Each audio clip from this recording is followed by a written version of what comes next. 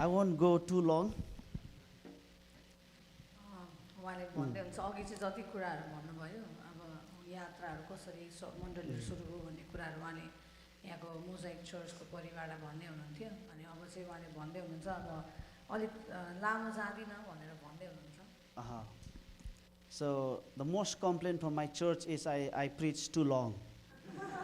अनि हाम्रो मण्डलीमा चाहिँ धेरैजनाले कम्प्लेन गर्नुहुन्छ कि पास्टर म्याक्सले अलिक लामो प्रचार गर्नुहुन्छ भनेर Nobody dares to tell me that, only my brother. कसैले आँट गर्दैन त्यो कुरा भन्नको लागि तर उहाँको दाजुले मात्र आँट गर्नुहुन्छ And what I feel is like our people, they are quite behind in the word of the Lord. अनि के लाग्छ भने कि हाम्रो मान्छेहरू चाहिँ अलिकति प्रभुको वचनमा चाहिँ अलिक पछाडि परिरहेको जस्तो अनुभवहरू हुन्छ So I get to speak in Sunday, so I want to say what is Lord's been putting in my heart. They should know it, and once they return, they should know what is happening in their life.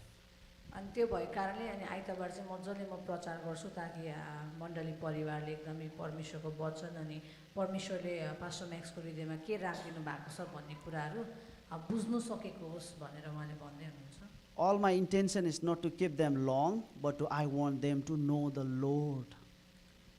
अनि उहाँको अभिप्राय चाहिँ हाम्रो मण्डली परिवारलाई लामो वचन सुनाएर राख्ने मात्र होइन तर हाम्रो मण्डली परिवारले चाहिँ अझै परमेश्वरको वचन बुझोस् परमेश्वरलाई बुझोस् भन्ने चाहिँ उहाँको चाहना हो But here I want to keep it very, very short. तर आज चाहिँ म एकदमै छोटो राख्नेछु वचन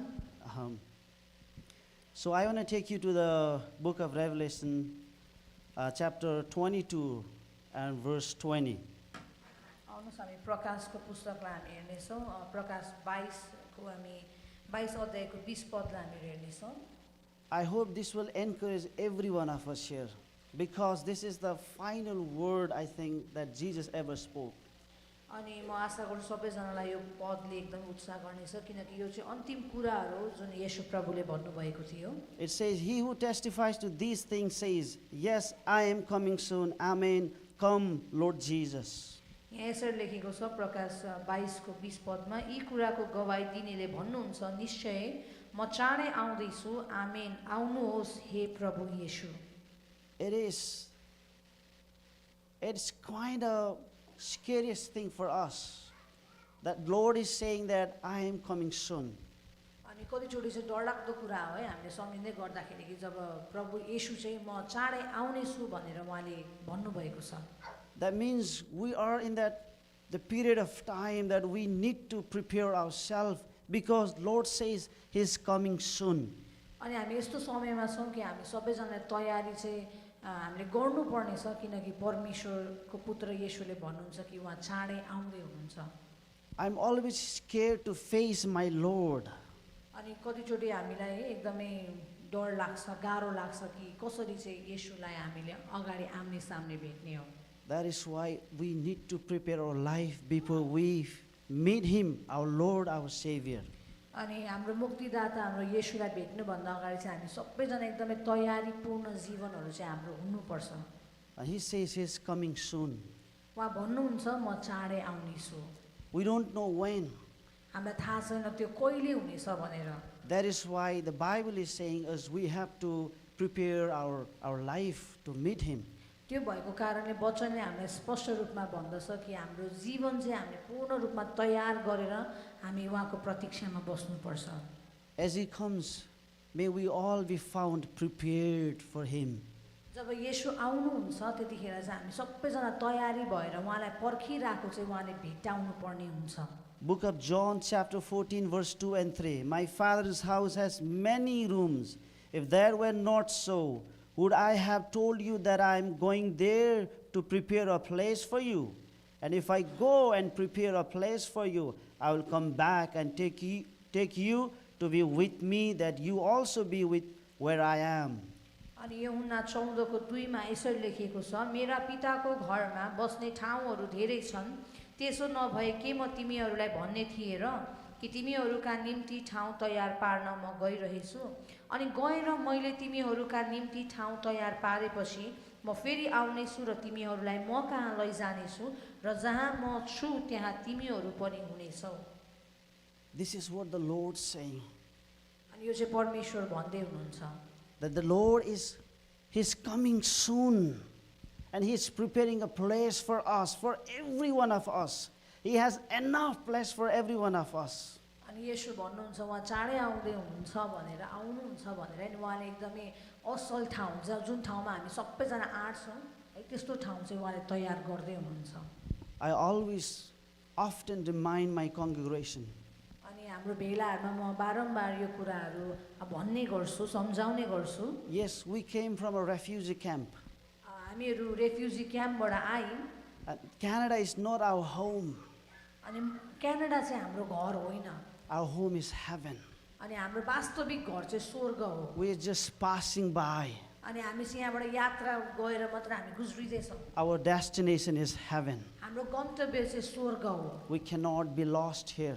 हामी चाहिँ यहाँ हराउनु हुँदैन। For all of us, अनि हामी सबैजनाको लागि heaven is our home. स्वर्ग चाहिँ तपाईँ र हाम्रो घर हो। We are just passing by. हामी यहाँ यात्रा गरेर हामी गुज्रिँदैछौँ। Our Father has enough room for all of us. अनि हाम्रो पिता कहाँ चाहिँ हामी सबैजनालाई एकदमै आँट्ने एकदमै त्यो ठाउँ उहाँले तयार गर्नुभएको छ। We cannot be lost here.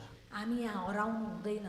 The reason Jesus came from heaven, येशू प्रभु चाहिँ किन स्वर्गबाट यहाँ आउनुभयो भन्दाखेरि to unite us with our Father.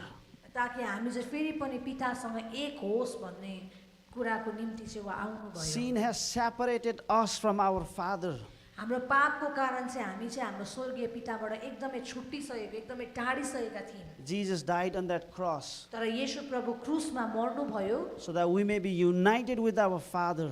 ताकि हामी फेरि पनि हाम्रो स्वर्गीय पितासँग चाहिँ हाम्रो एकता होस्। May we never forget this. यो कुराहरू हामी कहिले पनि नबिर्सौँ। Jesus, He died on that cross येशू प्रभु त्यो क्रुसमा मर्नुभयो so that we may be united with our God. ताकि हामी चाहिँ हाम्रो परमेश्वर पितासँग एक हुन सकौँ। He's coming soon. अनि उहाँ चाँडै आउँदै हुनुहुन्छ। And we know a parable that Jesus said. हामीलाई थाहा छ त्यो दृष्टान्त जुन प्रभु येशूले भन्नुभयो। He talks about the 10 virgin women. अनि त्यहाँ चाहिँ 10 कन्याको कुराहरू भएको छ। 5 of them, they were foolish. अनि त्यो 10 वटा कन्या मध्ये 5 जना चाहिँ एकदमै निर्बुद्धि कन्याहरू हामी 5 भेट्छौँ। of them, they were wise. अनि त्यहाँ मध्ये 5 जना चाहिँ एकदमै बुद्धिमती स्त्रीहरू हामी भेट्टाउँछौँ। So what we know from the parables, अनि त्यो दृष्टान्तबाट हामीलाई के थाहा हुन्छ भने Jesus is only for prepared person.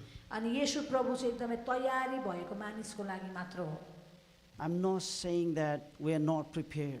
मैले यो भन्न खोजेको होइन बा हामी तयारी छैनौँ होला भनेर भन्न खोजेको होइन। We have to be more prepared for Him. तर हामी अझै धेरै तयार हुनुपर्छ उहाँको The लागि। Bible says 10 of them, they were virgin. अनि वचनले भन्दछ 10 जना चाहिँ भर्जिन थियो भनेर है। But 5 of them were wise. तर त्यो 10 जना मध्ये चाहिँ 5 जना मात्र बुद्धिमती कन्याहरू हामी Who पाउँछौँ। were waiting upon the Lord. जसले चाहिँ परमेश्वरलाई पर्खेर बसेको थियो। And I believe we are wise Christian. अनि म यो विश्वास गर्छु कि हामीहरू चाहिँ त्यो बुद्धिमती है विश्वासीहरूमा हामीहरू पर्छौँ। And I'm sure we are waiting upon our Lord. अनि म आशा गर्छु हामी सबैजना उहाँलाई पर्खेर हामी बसिरहेका छौँ। And one of the scariest things that Jesus talks about, Matthew 7. Matthew 7 मा जब हामी हेर्छौँ अनि येशू प्रभुले एकदमै यो डरलाग्दो कुराहरू भनेको हामी पाउँछौँ। Many will say to me on that day, Lord, Lord, did we not prophesy in your name, and in your name drive out demons, and in your name perform many miracles? Then I will tell them plainly, I never knew you. Away from me, you evildoers. जब हामी मत्ती 7 को 22 अनि 23 मा हामी हेर्छौँ येशू प्रभुले यसरी भन्नुभएको कुराहरू, त्यो दिन धेरै नै मलाई भन्ने छन्, प्रभु प्रभु के हामीले तपाईको नाउँमा अगमबाणी बोलेनौ, तपाईको नाउँमा भूतहरू धपाएनौ र तपाईको नाउँमा अनेक शक्तिशाली काम गरेनौ र अनि म तिनीहरूलाई सफासँग भन्ने छु, मैले तिमीहरूलाई कहिले चिनेको छैन, ए अधर्म काम गर्ने हो, मबाट दूर हो। We've been Christian for a long time maybe. हामी कतिजना एकदमै धेरै समयसम्म हामीहरू प्रभुमा छौँ होला। But we can live under the deception. तर तर हामी एकदमै है झुटमा हामीहरू जिउनु हुँदैन I know the Lord, that's a different thing. है मलाई परमेश्वरको बारेमा थाहा छ भनेर त्यो एकदमै छुट्टै कुरा हो But does Lord knows me? तर के परमेश्वरलाई मेरो बारेमा थाहा छ One day when we get to the heaven, एक दिन जब हामी स्वर्गमा पुग्नेछौँ what would be our moment if Jesus tells us, I don't know you? कस्तो हुन्छ र त्यो घडी जब हामी स्वर्गमा पुग्दाखेरि चाहिँ येशूले हामीलाई भन्नुहुनेछ कि म चाहिँ तिमीलाई चिन्दिनँ That would be a saddest moment for all of us. त्यो चाहिँ एकदमै उदासको कुरा है एकदमै एकदमै दयनीय अवस्थामा हामीहरू हुनेछौँ That is why we have to prepare our life for our Lord. यसकारण हामीले हाम्रो जीवन पूर्ण रूपमा तयार गर्नुपर्छ परमेश्वरको निम्ति Book of Galatians talks about we don't belong to ourselves, we belong to Christ. अनि जब हामी गलातीको पुस्तकमा हेर्छौँ हामी त्यहाँ पाउँछौँ कि हामी चाहिँ हाम्रो जीवन चाहिँ हाम्रो होइन तर हामी परमेश्वरको हो हाम्रो जीवन चाहिँ परमेश्वरको हो Matthew 24:13 says, let's stand firm in our faith. अनि हामी जब मत्ती 24 मा हामी हेर्छौँ मत्ती 24 को 13 मा हामी यसरी यो कुराहरू हामी पाउँछौँ वचनमा यहाँ यसरी लेखिएको छ तर आखिरसम्म स्थिर रहने चाहिँ बचाइनेछ We have to be in our faith. Let's stand in our faith अनि हामी एकदमै हाम्रो विश्वासमा उठ्बौँ so that we may, when we meet our Lord, किनकि जब हामी हाम्रो परमेश्वरलाई हाम्रो प्रभुलाई जब हामी भेट्छौँ may we meet in the confidence. अनि एकदम त्यतिखेर चाहिँ एकदम कन्फिडेन्ट भएर है एकदमै निराशामा होइन हताशमा होइन तर हामी एकदमै निर्धक्क भएर भेट्न सकौँ Most of the time, as a pastor of the church, I get troubled. अनि धेरैचोटि मण्डलीको पास्टर हुँदाखेरि भएको कारणले म कतिचोटि एकदमै दुविधामा एकदमै गाह्रो अवस्थामा म पर्छु My concern is that we all should make it to heaven. अनि मेरो इच्छा मेरो चाहना यही नै हो कि हामी सबैजना चाहिँ स्वर्गसम्म चाहिँ हामीहरू पुग्नुपर्छ I always get troubled. अनि मलाई यो कुराले एकदमै सताउँछ मलाई गाह्रो बनाउँछ However, all my prayer is I want to see everyone in heaven. अनि मेरो प्रार्थना यही हो कि सबैजनालाई चाहिँ म स्वर्गमा देख्न पाऊँ And heaven belongs to us. अनि स्वर्ग चाहिँ हाम्रो निम्ति हो Heaven belongs to us. स्वर्ग चाहिँ हामी सबैको लागि हो That's what Jesus said. अनि त्यो कुरा चाहिँ प्रभु येशू स्वयंले It is भन्नुभयो better to go one eye to heaven है स्वर्गमा चाहिँ एउटा आँखा लिएर पुग्नु चाहिँ ठिक हो with two eyes rather going to hell. दुईटा आँखा लिएर नरकमा पुग्नु भन्दा चाहिँ एउटा आँखा लिएर स्वर्गमा पुग्नु चाहिँ ठिक हो भनेर परमेश्वरले भन्नुहुन्छ Dear church, अनि प्रिय मण्डली हो maybe we are in a difficult time, हामी एकदमै गाह्रो अवस्थाबाट गुज्रिरहेका छौँ होला but we have to understand तर हामीले बुझ्नुपर्छ this is not our home. अनि यो संसार चाहिँ हाम्रो घर होइन Everything is temporary here. सबै कुरा चाहिँ एकदमै क्षणिक छ यहाँ Heaven is permanent for all of us. स्वर्ग चाहिँ हाम्रो लागि एकदमै सदा सर्वदाको लागि हाम्रो घर हो I just want to encourage everyone. अनि म सबैजना उत्साह गर्न चाहन्छु Let's prepare our life हामी हाम्रो जीवनलाई तयार बनाऊ before it is too late. है ढिलो हुनुभन्दा अगाडि हाम्रो जीवनहरू हामी तयार बनाऊ Let's prepare our life. हाम्रो जीवनलाई हामी तयार गरौँ The Bible clearly tells परमेश्वरको वचनले हामीलाई स्पष्ट रूपमा भन्दछ we don't have time. हामीसँग समय छैन We don't have enough time. हामीसँग पुग्दो समय छैन So we are living in the last days. अनि हामी चाहिँ एकदमै अन्तिम दिनहरूमा हामीहरू जिरहेका छौँ We better prepare ourselves. अनि सबैभन्दा असल कुरा यही हुनेछ कि हामी सबैजना आफैलाई तयारी गरौँ Me as a pastor of the church, म एउटा मण्डलीको पास्टर भएको कारणले I concern for them. अनि कतिचोटि म एकदमै मण्डली परिवारको सबै विश्वासीको मलाई एकदमै कन्सर्न हुन्छ वास्ता हुन्छ I didn't create them. है भलै मैले कसैलाई बनाएको होइन However, Father God who created us, अनि हामी सोचौँ कस्तो हुन्छ र हाम्रो परमेश्वरद्वारा जसले हामीलाई बनाउनु भयो He looks down from heaven अनि स्वर्गबाट उहाँ हेर्नुहुन्छ in our life. अनि हाम्रो जीवनलाई हेर्दै गर्दाखेरि How much He has concerned for us. उहाँको हृदय कस्तो हुन्छ र हामीप्रति कति वास्ता गर्नुहुन्छ र उहाँले हाम्रो So I really want to encourage everyone. यसै कारण म एकदम उत्साह गर्न चाहन्छु तपाईँहरू सबैजनालाई Let's prepare our ways, अनि हाम्रो मार्गहरू हामी तयार बनाऊ our life, हाम्रो जीवनहरू हामी तयार बनाऊ so that when we meet our Lord, किनकि जब हामी हाम्रो परमेश्वरलाई हाम्रो प्रभुलाई हामी भेट्छौँ we want to hear, well done, my servant. अनि त्यतिखेर चाहिँ स्याबास मेरो छोरा अथवा मेरो छोरी भन्ने कुरा You सुन्न remain पाऊँ। faithful. तिमी चाहिँ एकदमै विश्वासयोग्य भयो भन्ने कुराहरू हामी सुन्न पाऊँ।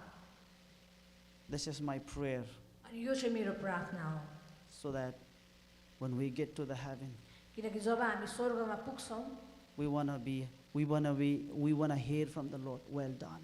अनि त्यतिखेर चाहिँ प्रभुबाट चाहिँ हामी सुन्न पाऊँ कि स्याबास। And I'm sure we all are doing good in the Lord.